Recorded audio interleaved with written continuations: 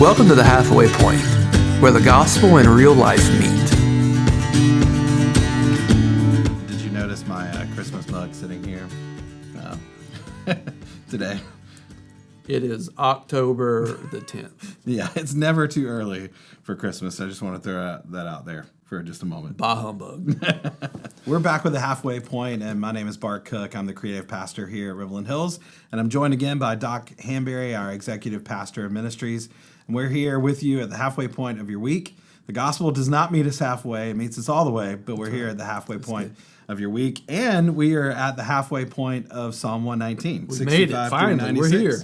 All 176 verses we're going to cover in this series. And let's just dive right in to what David has to say to us this week. Last week, we talked a lot about the theology of suffering, but I would say David takes a deeper dive into that in this passage. Yeah, so obviously, we're still in the same season of life. The context is some sort of deep suffering. Like, this is not, somebody like trying to slander you or to tell a story about you that isn't true. Like, this is something that's happening where folks are out to destroy David, like totally and completely, right? And so if we dive right in the middle of that suffering, in verse 65, listen to what David says. Lord, you have treated your servant well. Man. Now, like, time out. Hold on. Suffering, neck deep in suffering, and David's response is, Lord, you treated me well. Like, I can kind of imagine him, at one of the low points in his life, like maybe he's in the cave and Saul's trying to murder him. Okay, yeah, that's a good point. And then saying and praying, God, you've treated me so well. Yeah, like, so which one of us does that? Like, if I was to be completely vulnerable, right, and just honest and transparent, in the middle of my suffering, it's not, Lord, you've treated me well. It's, Lord, don't you know who I am? Like, don't you know what I've done for you? Don't you know that I read Beth Moore's Bible study this week? Or don't you know that I spent time, like, in prayer or whatever else that I think I need to do to gain God's favor? Right? So, like, that's my response. Who are you to put me through this? But David says, even in the middle of this suffering, you've treated me really well. Wow, it's a highlight of God's character. In the middle of difficulty, when we doubt His goodness again, God says, we look at His character and we go, God's faithful, He's good, absolutely, He's merciful to us. And David drives home that point. If we go down to verse 68, right, he says, not only have you treated me well, but you are good and you do what is good. So again, like, we got to wrap our minds around the fact that David is flesh and blood. He's a real-life human being who experiences the same emotions that we do. He's neck deep in suffering, and so he says, God, you've treated me well. And then he says, you're good, and you do what is good. So it points us to something that David's come to realize about God, right? Yeah. So the quality of David's circumstances don't dictate the way that David views God's goodness. Because here's what David has come to realize, and ultimately this is kind of what we want to talk about, right? Even in suffering, and maybe especially in suffering, y'all. Okay, you hear what I'm saying? Especially in suffering, we come to realize that those of us who belong to God, God's doing something in us through our situation, through our circumstances, that's going to be for our good, but also that's going to be eternally beautiful, right? Something that He's developing in us that will last for an eternity. And somehow, some way, David has come to understand this even in the middle of his affliction, and it's changed the game for him. Yeah, you make an interesting statement. We've had a lot of good phrases here lately. We're not supposed to be polar bears. That was last week, I think. You're welcome. And now you say that God doesn't drive an ambulance. What do you mean by that? So I wish that I could take, like, total credit, like, as the person who coined that phrase. If you don't know by now, one of my favorite preachers is Matt Chandler, and so I'm totally ripping this off from him. But here's what Matt means by that phrase, right?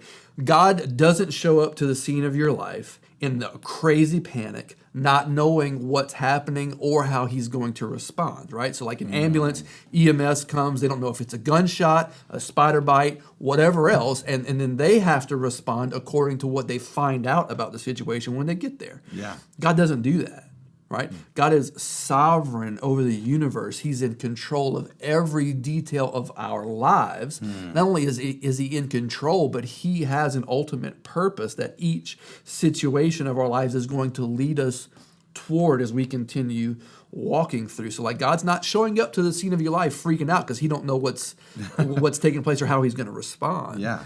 Like he's orchestrated these events one more time, really important for us to grasp for our good, even in suffering, but more importantly, for his eternal glory. Yeah, we know suffering is weighty. We know suffering is difficult. We're not minimizing the difficulty of suffering. But what David wants to point to is really the benefits that come from suffering in our life, that God can still use those difficulties, can still use suffering for his good. And he kind of outlines in this passage, and you mentioned, several benefits of suffering. What are those? Yeah, so there are at least 5. You could probably come up with like 50. But I really want to just focus on a few. I've already kind of alluded to one. And the first is like so spiritual surgery, right? So God will use suffering in your life and in mine to graciously and meticulously and accurately cut out that which is of us to kind of promote healing and growth that, again, is for our ultimate good, but really so that our lives begin to reflect who he is for his ultimate glory. And so suffering sometimes can be God just performing this surgery on us, like this masterful craftsman who uses a scalpel to cut out of our lives what is unhealthy, promoting death, and then to promote what he wants for us, with that which is good, that which would treat us well. None of us look at a surgeon and think, man, that guy's just really rough and obnoxious. And the reason we have surgery in the first place is to get healthy. Same concept here. Yeah, and sometimes, definitely accurately, always, but sometimes painfully. Sure, too. absolutely. But for our good. We got to cut out the bad to get to the good. Absolutely right. And then, also you mentioned that suffering, one of the benefits is that it realigns our purpose and mission. Where do you see that in Psalm 119? Yeah, so if we go to verse 73, right? The Bible says, your hands made me and formed me. And that kind of is an allusion, or at least points my mind to Psalm 139, where the Bible talks about us being fearfully, wonderfully made, that God intricately wove us together, at our conception, as we developed. God was weaving us together to be human beings, catch this, who have a specific purpose and mission. Yeah. Right?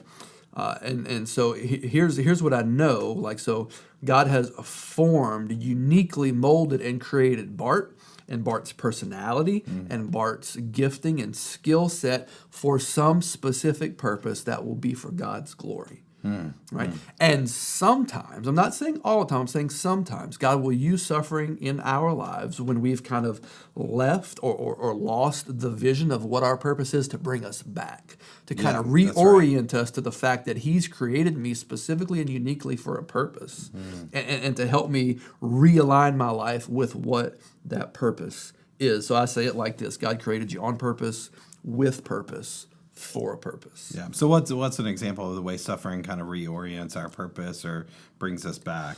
Sure. Well, I'll give you an example from my own life. There was a point in time in my life where professional success was like my main goal. Everything that I did.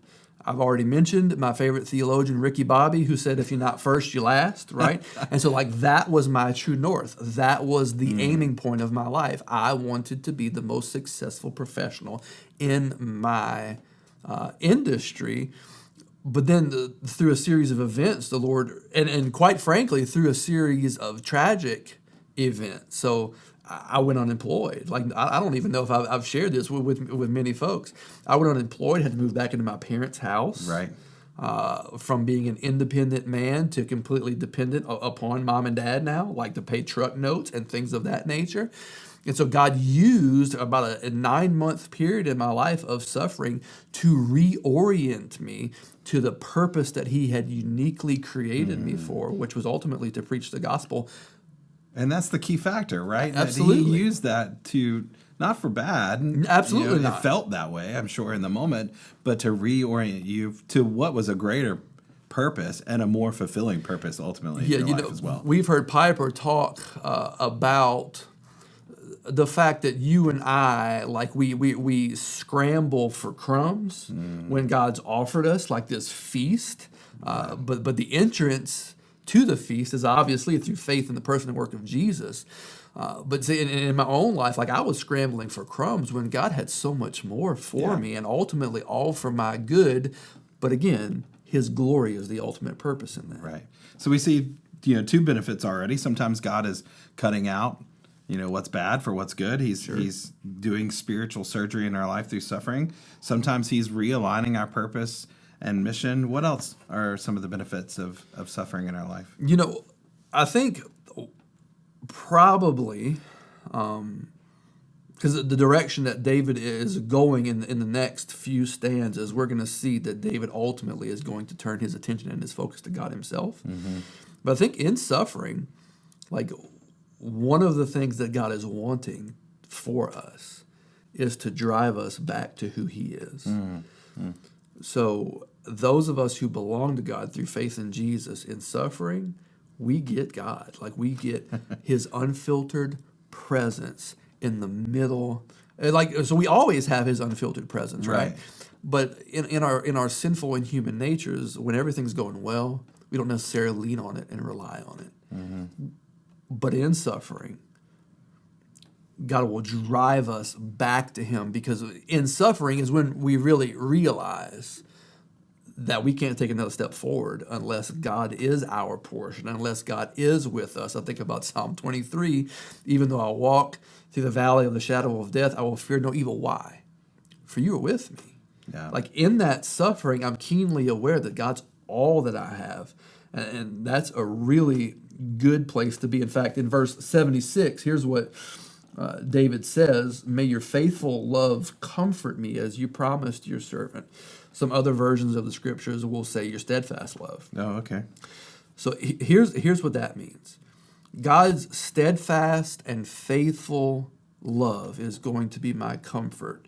And this aspect of God's character, right, distinguishes Christianity from every other religious system that there is. Because every other religious system that there is declares that, okay, so there might be a God, but I've got to do something to pursue him in order to earn his steadfast and faithful love, right? And you already said it in our opening, the gospel doesn't meet us where we can't go anymore. Like the gospel is everything, right?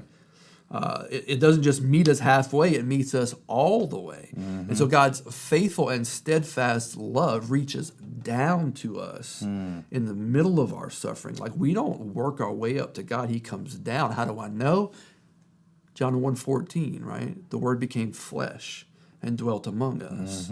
See, Jesus' incarnation is proof positive that God's faithful and steadfast love has reached down for us. And then even more so, bloody cross and empty tomb, right? You hear a lot about the gospel in this podcast because, man, we want to point folks to it at every step. So in suffering, you realize that God's faithful and steadfast love is there for you to lean on, to rejuvenate you, to give you hope.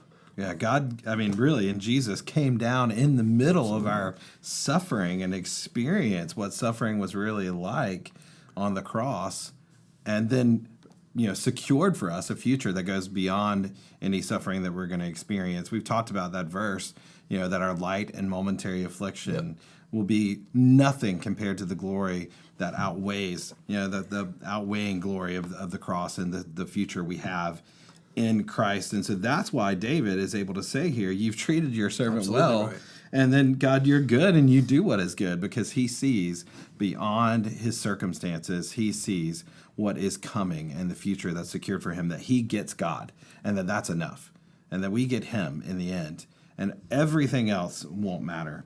Absolutely. And so suffering, it just has, like, I mean, if we think about Abraham, Abraham through the Apostle Paul.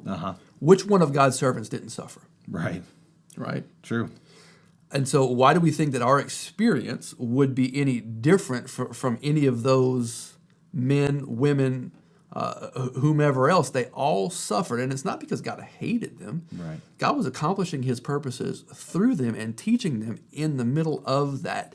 Lean on him. I'm producing something in you that may not seem pleasant right now, but it's going to produce something eternally beautiful in you that's going to bring me glory above all else. Really, that's what I'm after. And in my own experience, I remember and I think about the times of suffering that I've been through in my life.